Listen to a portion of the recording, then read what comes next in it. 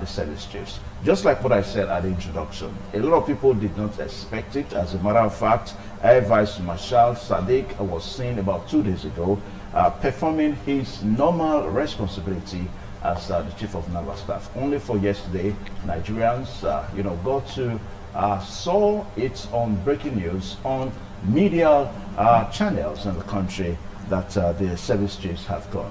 Well, what seems to be very, very controversial now, some say that the service chiefs retired on their own, that they wrote in to be relieved of their appointments on their own. While some also say that they stepped down on their own, while some say that the president sacked them. Well, we are not too bothered about whether they were sacked or that they wrote into the presidency to be relieved of their responsibility. What we are what we're going to bother about here today is to see how these new service chiefs will be able to bring to bear the much security that Nigerians are looking for. Now, just to get you acquainted that the new service chiefs now will have Major General Liu Irabo, who we're told is from Edo State here, who is the new Chief of Defense Staff. And of course, we have Major General Atahiru, Chief of Army Staff, just as we have Rear Admiral A.Z. Gambo, Chief of Naval Staff. And of course, we have Air Vice Marshal I.O. Alao, Chief of Air Staff. These are the new service chiefs in the country. Well, for most people, a lot of people, should I say, also they are asking, what about the IG of police, the Inspector General of Police, whether he was not, relieved of his appointment. But that is not the issue now, because the IG is still very much intact in the sense that he has not done his time, and when the time comes, then we can begin to talk about that. Well, to discuss all this morning, we are so privileged to have a lecturer with the Department of Foreign Languages and also a human rights activist. But above it all, she is a public affairs analyst. When you talk about public issues, political issues in the country, Mrs. Stella Amonigo is always there to make sure that she gives you her own peace of the mind. Mrs. Stella, you're welcome to this program this morning on ITV. Thank you very much, Mr. Evans. Good morning, Edo people. Good morning, my people. All right. Now, the very big question that Nigerians are asking is that why did the president have to wait this long before the changing of the service chiefs? But I think we also need to exercise caution even when we ask that question, because we have contradictory ways of looking at it now. Some say that the president sacked them, while some say that the service chief wrote in their resignation by themselves. So if they wrote in the resignation, then of course we won't have to ask the question, why did the president have to wait that long? But one thing that seems to be the character of PMB is this waiting for a long time to do things. Remember when he came in 2015, we didn't have ministers, almost about 7 months down his first year in office before we had ministers. And of course, we're having these service chiefs now almost 2 years outgoing their normal time of service time. And of course, we're having them being changed now. Let us get insight from you on all these developments. Thank you very much. I will first of all start by saying that it is no longer news that we have a challenge at the leadership of the country. And that is because of the pattern and the style of the president in taking action and in doing his things. Well, that's aside, I want to congratulate Nigerians for speaking, because it's been for a long time that Nigerians have been speaking, and then even members of the House of Assembly, senators have been talking about it, about the change of the service chiefs, because, most importantly, because of their age. Because if you remember very well, there was a time there was an outcry that these people are supposed to have retired. They had passed the retirement age, and so what were they still doing there? And before we knew it, they renewed their appointment. You know, our president has this pattern of taking his time until things want to get spoiled, or maybe things are upside down before he now eventually takes his decision. I thank God that eventually he took the decision. Now the contradiction, whether they resigned, whether they were sacked, or whether they were just retired on their own, that is not the point. The most important point right now is that they have been changed. Things were not going well. Things are upside down in the security sector, and now they have been changed, and we have new people. I think Nigerians should concentrate more on these new people that are there, setting agenda for them, instead of us basing ourselves on people who seemingly did not do so well in their time, and the security system almost crashed in the country. Now, let me also tell you, because I was going through some things in my mind yesterday, having talked about this whether resignation. In developed world, when things are not going well, what it just is that the person involved immediately resigns. Look at what happened at the Capitol in the United States of America. The following day, the service chief resigned on his own. He did not wait to be removed. The point I'm trying to make here is that if you know that you cannot do the work, if you know that the thing is too cumbersome for you or too complicated for you, why not honorably resign? Before you now put the whole country into jeopardy, and then people will now start calling for your resignation. I think our people, appointees, government appointees, should start thinking about it. It's possible, yes, position is very, very good, but when things are not going well, you try as much as possible to take a backstage. Then I want to talk about another thing. I was just reflecting on it yesterday. What actually necessitated the appointment of these people? And what are the criteria used by the presidency in giving this appointment? I tried to go through the profile of these men that were selected, and without being new service chiefs, new service chiefs, yes, I want to talk about it because I feel that before making any appointment, especially to sensitive positions like this, you need to understand the pedigree of these people. You need to be able to trace back what they have done, what they have achieved in their own area of specialization. If they have not achieved, in fact, the question I asked yesterday is that, are these the best in their sector? Are these the best in the most tactical in the security sector? So I tried to look at their profile without being prejudiced or biased. Apart from Major General Leo Irabo, who studied in Ghana and in Harvard University, and who has 2 masters, and who had been involved in training of officers about tactics and operational services, I didn't really see the qualification of the other people. The other person, the chief of naval staff, I saw that he was in a procurement sector before being appointed as a service chief. And then I looked at Major General Atahiru. I'm a bit bothered about him. In 2017, he led troops to fight against Boko Haram in Sabisa Forest. On the 7th of December 2017, he was removed by Major General Buratai because they said he failed in his operations, and so many members of the army were killed, that day. So he was removed. Now the question is, how then suddenly he became so qualified? Somebody that was sacked, somebody that was removed because he failed in his duties, now being the one to head the whole of the army. I became very disturbed, because before you choose somebody, you must be able to choose somebody based on his pedigree and based on his achievements in that particular department. The point I'm trying to make is that presidency, in making appointments, should be able to put, a round peg in a round hole. By the time you put a square peg in a round hole, there is going to still be problems. Okay. Now, I don't know whether what you are saying now is in any way connected to some of the statements, being credited to the incoming officers, that Nigerians should not expect much. So I don't know, but don't you think this is too early? See, my brother, these stakes are very high as far as security is concerned in this country, because we have been having, in fact, I'm sure that no Nigerian, no sincere Nigerian sleeps with the 2 eyes opened.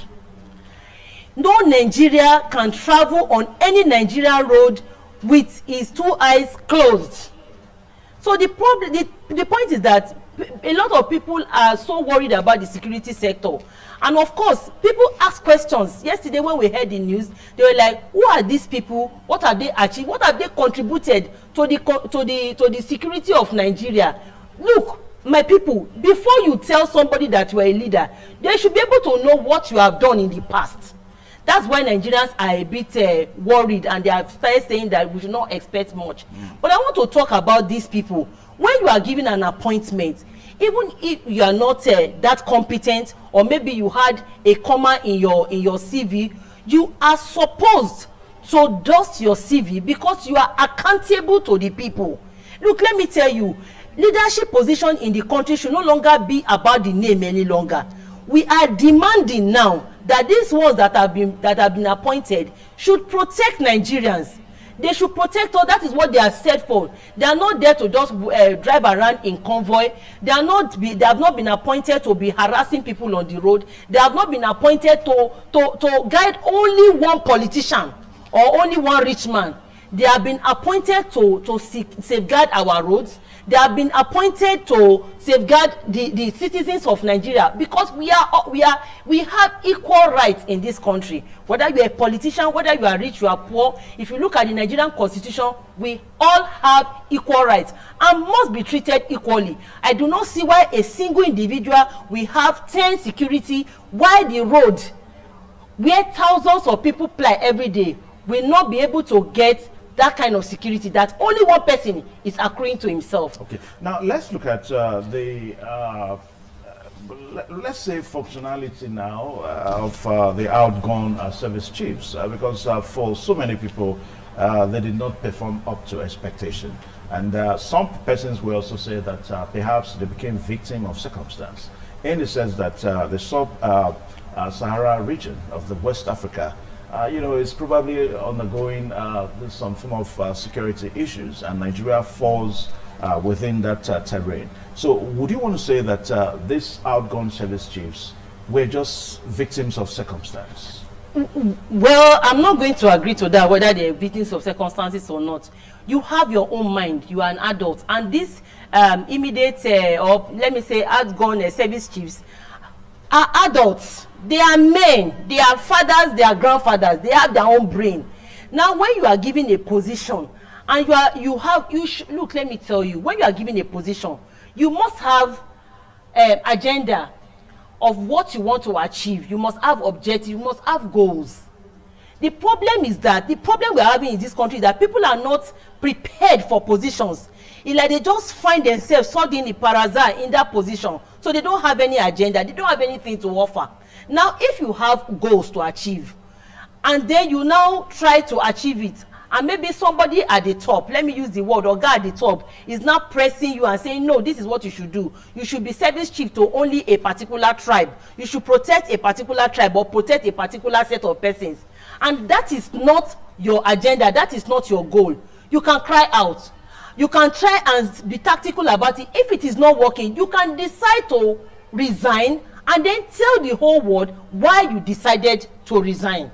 That is the point we are trying to make here. But the thing is that, it's like when you are given an appointment in Nigeria, it's like they super glued you there, and then you will now be loyal to that your guy at the top, to the detriment of the people, to the detriment of millions of Nigerians. Look, Mr. Evans, for the past weeks, we have been looking at, since January 6th, we have been looking at what played out in the United States of America.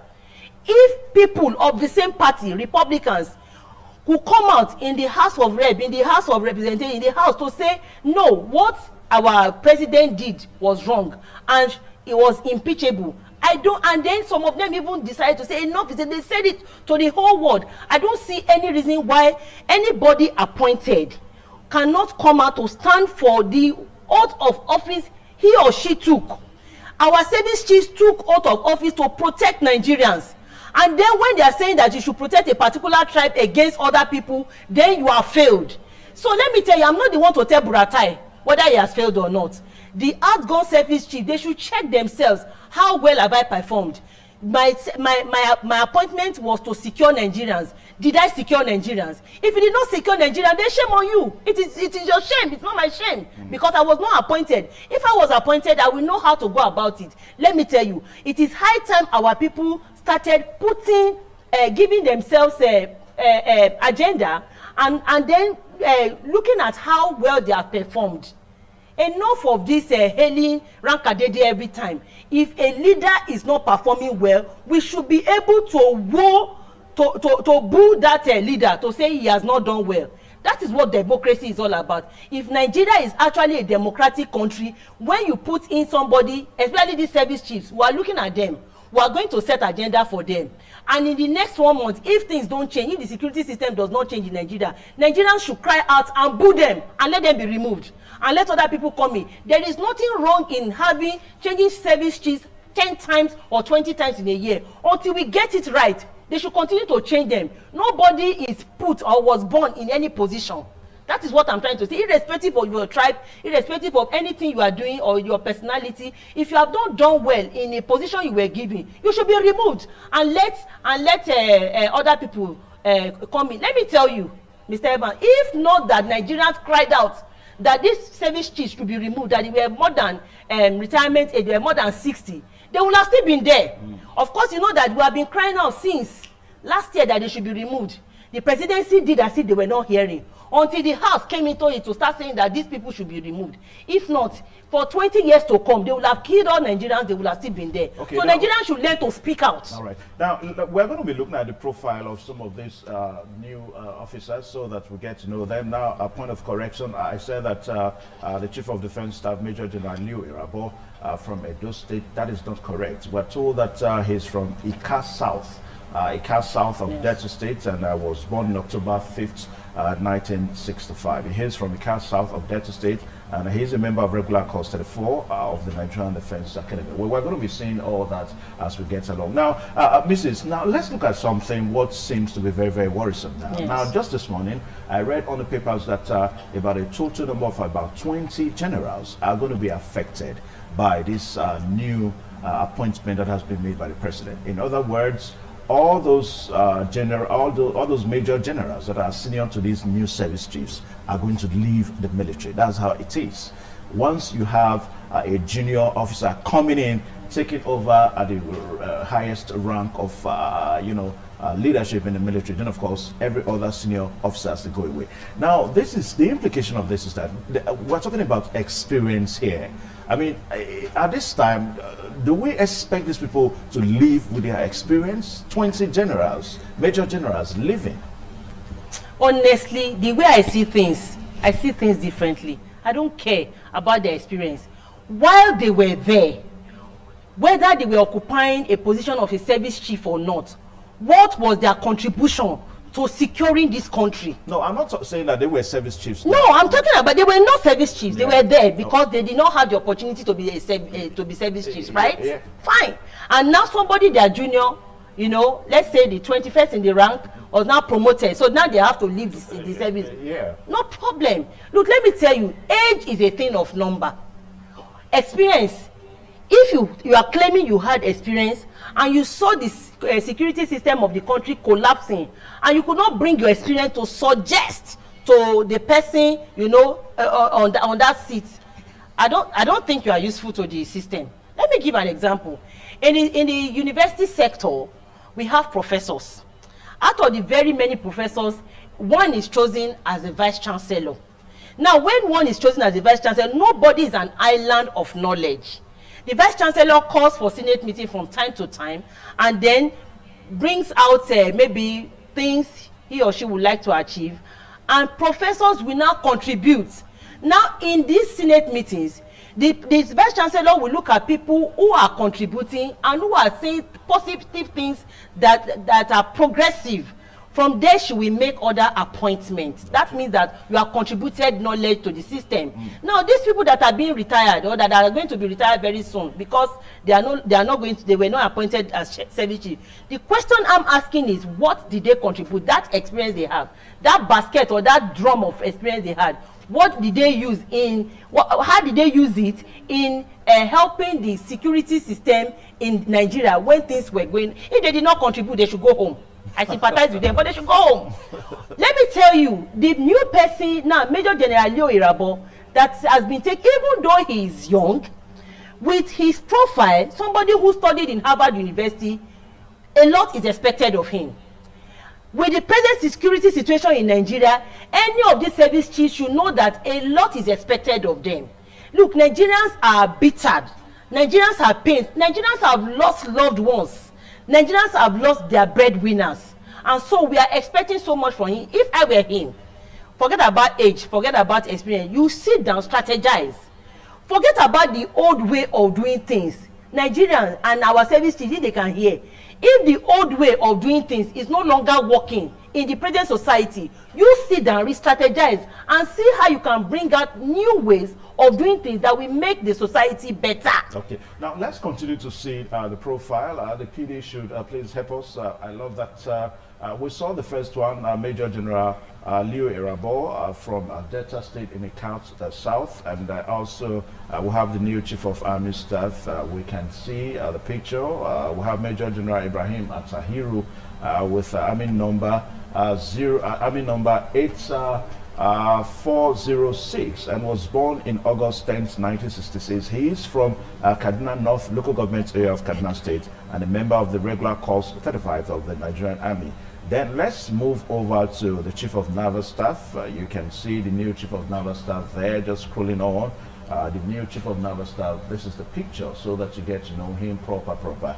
And we're told that the Chief of Naval Staff here, Admiral Awal Zubaru, born on April 22, 1966, and hails from Nasarawa local government area of Kano State. He was enlisted into the Nigerian Army on September 24, 1984, and as a member of the regular corps 36, and was commissioned sub-lieutenant on September 24, 1988. And he's an underwater warfare specialist with a sub-specialization in intelligence. Madam, you see that profile? Yes.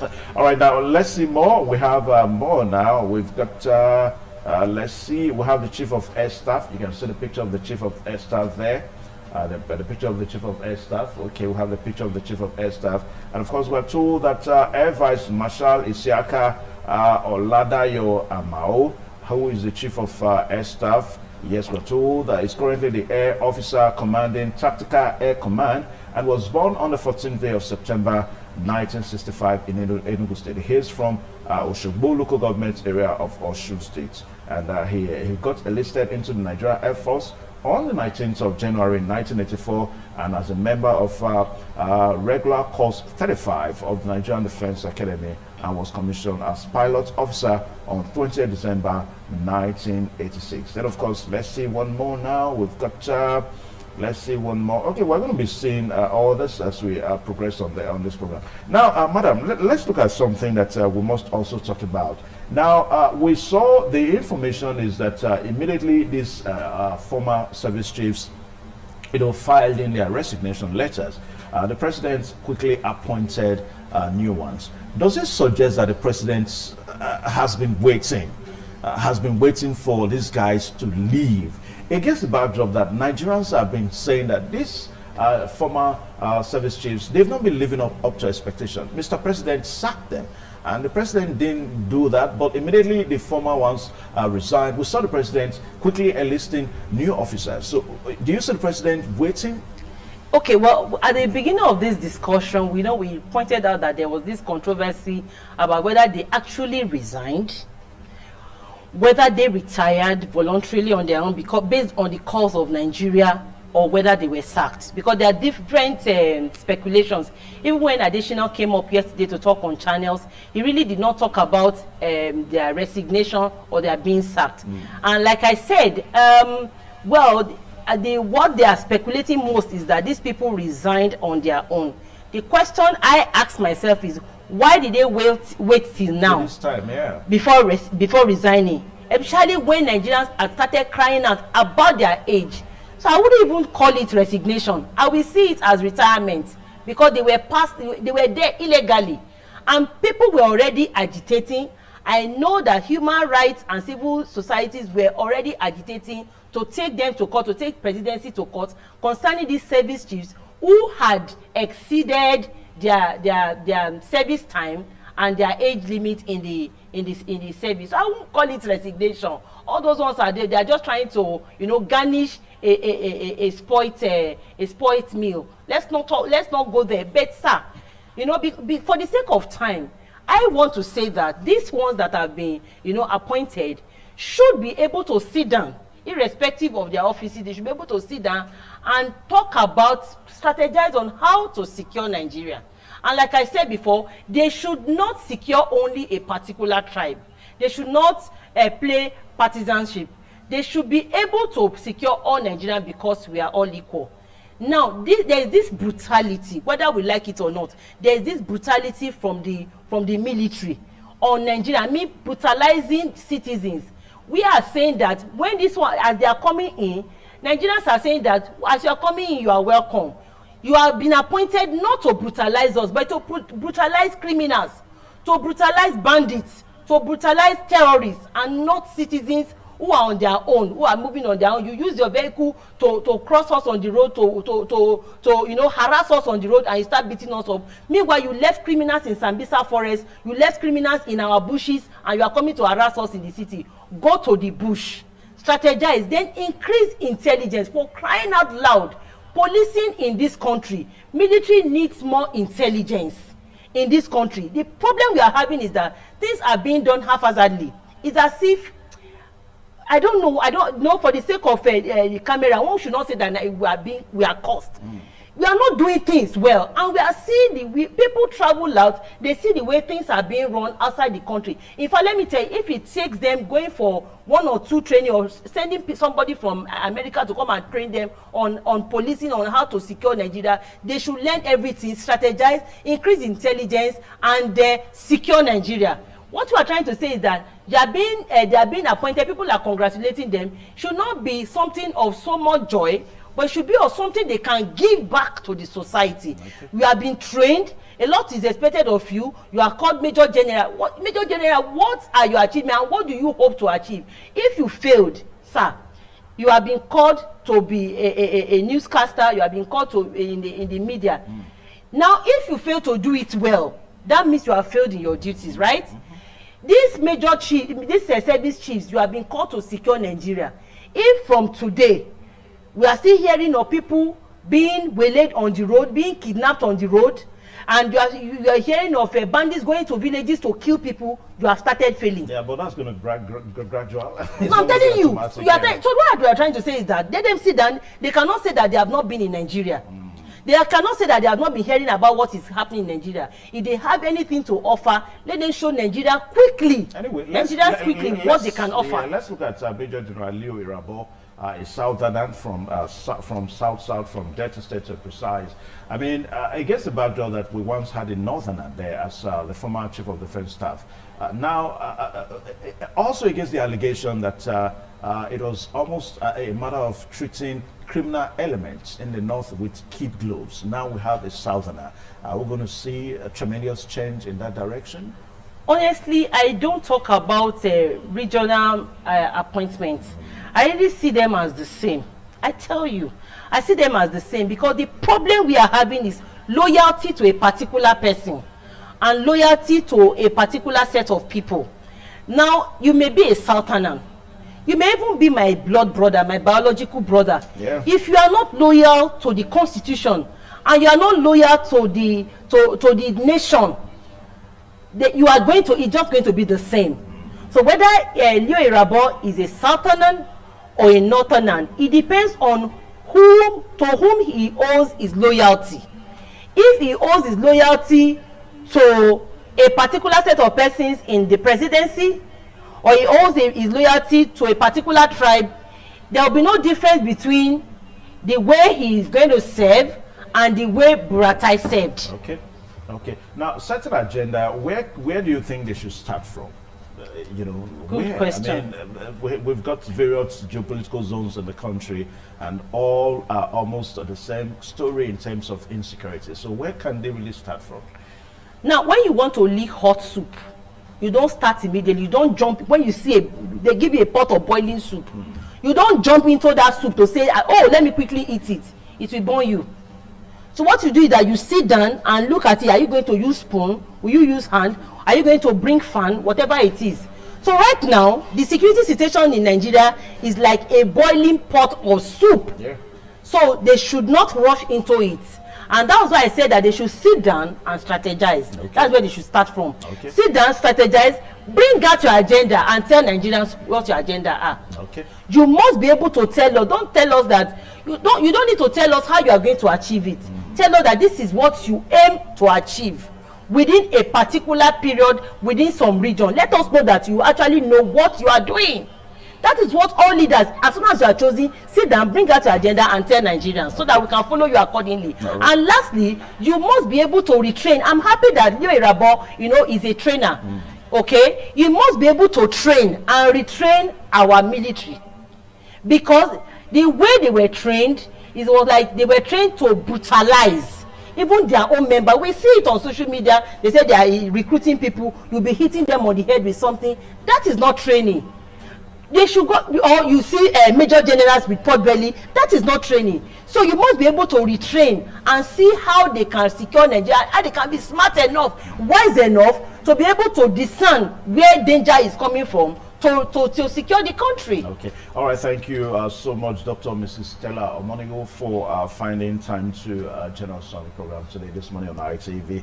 We've been talking about the new service chiefs that have just been appointed in the country, and we hope that they will bring to bear their knowledge, and so that the issue of insecurity can really be reduced in the country. Major General Leo Irabov from Ika South of Delta State is the new defense staff, is the new chief of defense staff, and of course Major General Atahiru, chief of army staff, Rear Admiral A.Z. Gambo, chief of naval staff, while we have Air Vice Marshal I.O. Alao, chief of air staff. Those are the new service chiefs that have just been appointed in the country. A very big thank you, Dr. Mrs. for finding time to do us. Thank you for having me. While the program goes on this morning on ITV, please stay tuned.